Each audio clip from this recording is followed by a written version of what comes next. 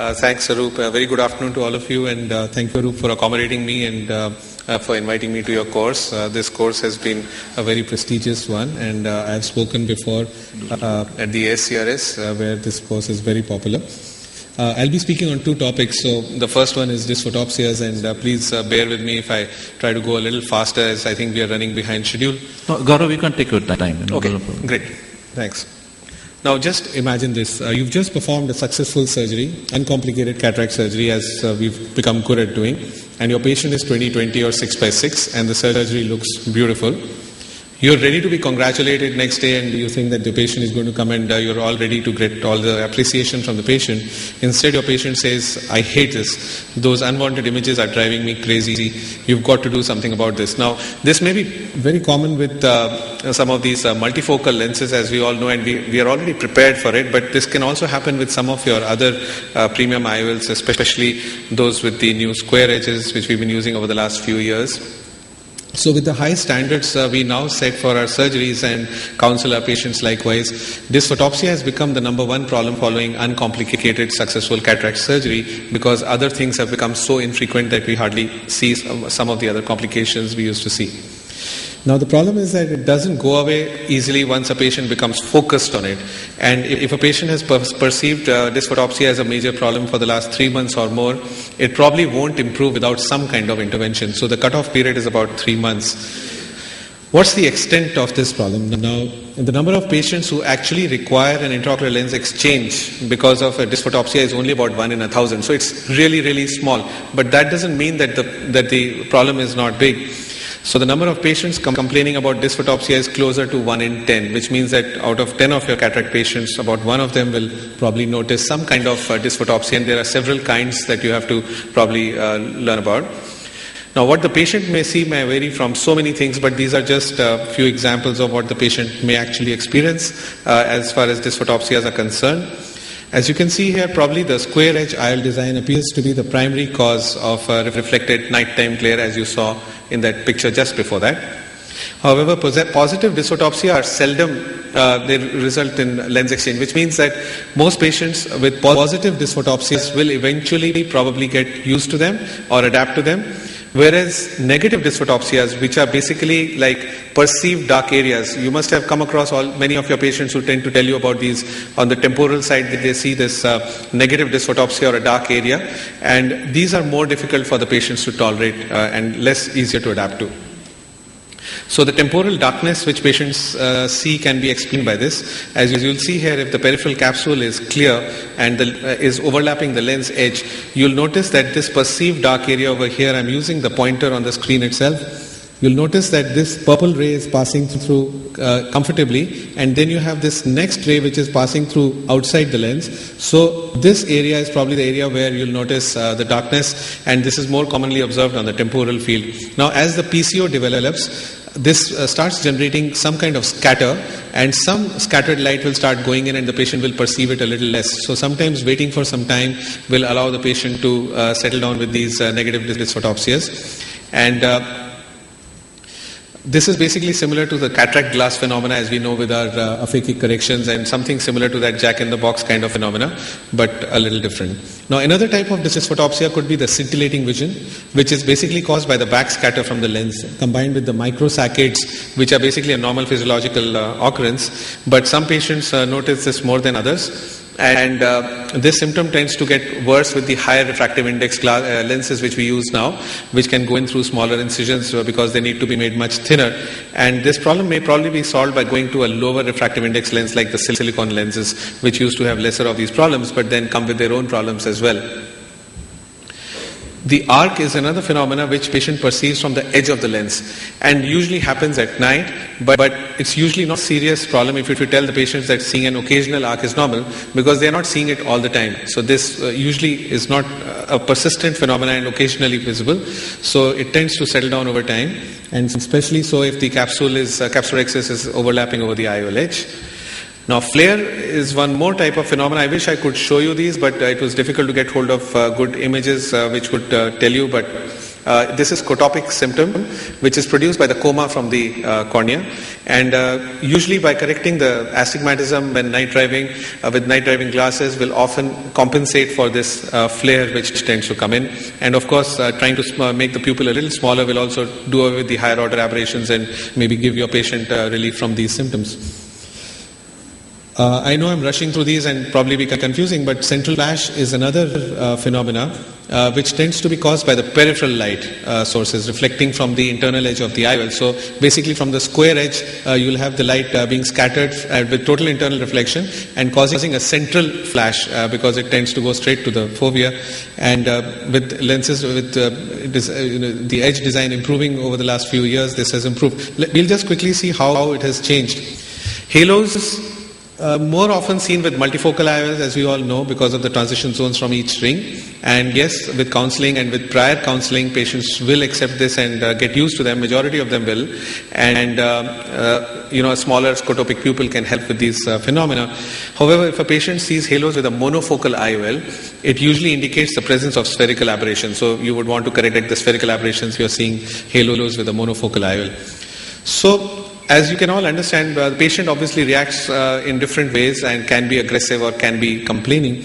We can't obviously eliminate all the unwanted images from every cataract patient's vision, but we don't necessarily need to because of the phenomena of the central adaptation, which we've all kind of started depending on in a big way. And I think the brain is on our side when it tends to give these patients adaptation. So when you are faced with such a patient, you counsel the patient not to pay attention to the symptoms too much.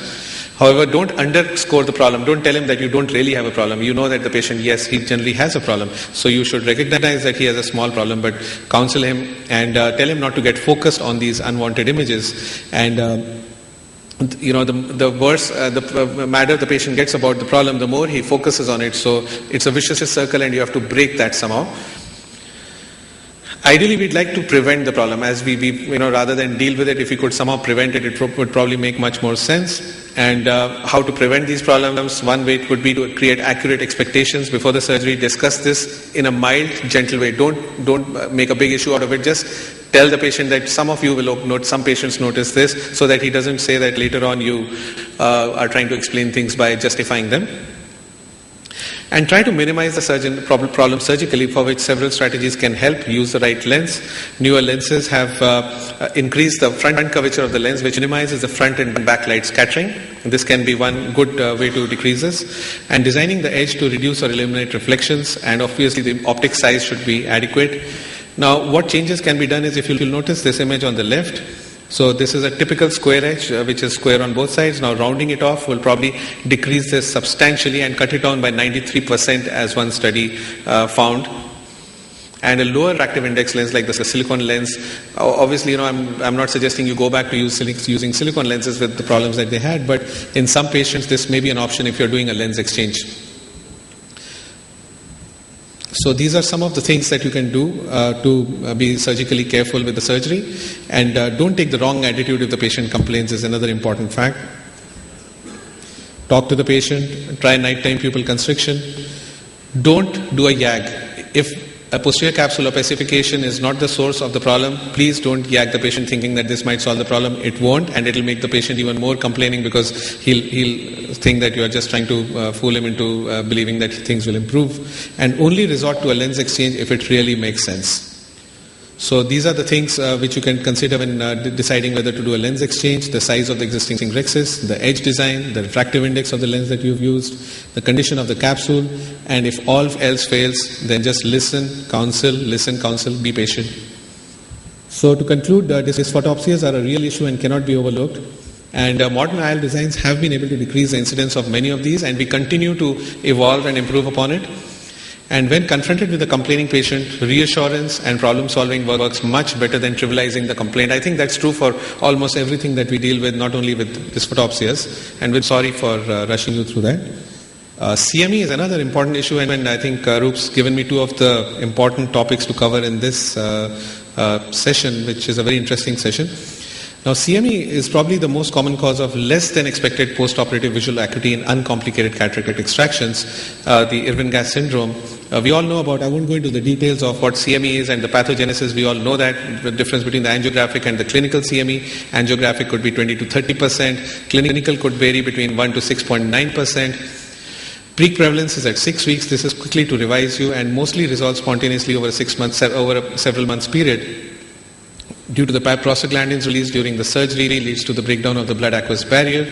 Some of the other mechanisms, vitreous traction on the macula, vitreous incarceration in the wound, we rarely see these things now with modern-day cataract surgery, but it's possible, and phototoxicity and inflammation.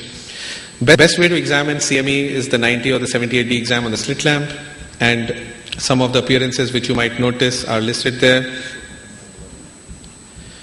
Angiography remains the gold standard for diagnosing angiographic CMEs and subclinical CMEs, and usually the leakage into the parafoveal area starts during the AV phase, and typical flower petal pattern, as you would see here. This is how, obviously all of us know this. I won't go into the details of the clinical stuff which you all know. So delayed films are very, very important. Sometimes it may fill in only in the 20-minute films, and if vascular collaterals are crossing the horizontal raphe, then vascular occlusion is likely the cause rather than the CME.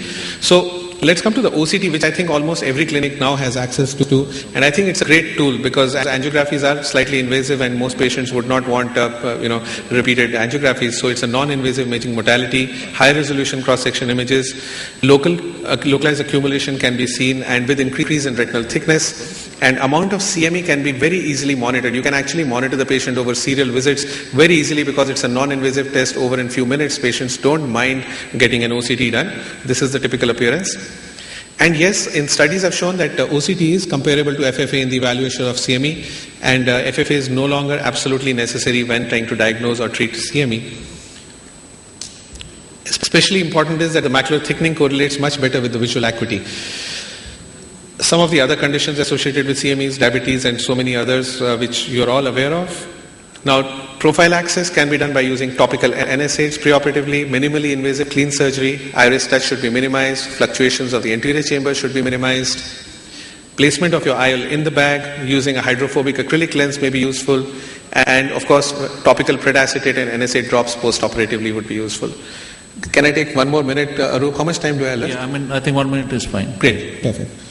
First line management would include topical steroids with frequent 6 to 8 times instillation of prednisolone acetate, combined with the maximum number of studies have been done with ketorolac, but nepafenac seems to work equally well, but studies still quote ketorolac as the gold standard. And there have been questionable use of acetazolamide, indomethacin, and combinations of topical steroids and NSAIDs. Non-resolving CME is usually 4 to 6 weeks trial of first-line treatment. When it doesn't work anymore, we would probably start labeling it as a non-resolving CME. You can try posterior subtenon triamcinolone injections, oral steroids may be tried, and if it still doesn't resolve, then IVTA can be resorted to. Surgical treatment would only be required when there is a clear evidence of a vitreous incarceration or vitreomacular traction, and usually is more recalcitrant to treatment. So there's a stepwise approach. Step 1 could be topical steroids with topical carbonic with the ketorolac drops. Step 2 would be subtenons or oral steroids. Step 3 would be intravitreal triamcinolone acetate, and step 4 might be the last resort when it really does respond is to with the surgical means. So the prognosis usually remains good, and recovery to 20/40 or more is common, and 1 to 3 months is the usual follow-up period. In my personal experience now, I think in the new phaco era over the last 10 years, our incidence of CME has gone down below 1%. And to conclude, I would think that CME incidence can be decreased with lesser handling and cleaner surgery and better IOLs. Preoperative NSAIDs and judicious use of post-op NSAIDs and topical steroids is very, very important. And newer modalities are coming up for refractive CME, which are becoming more and more useful. With that, I think I'll stop. Thank you so much.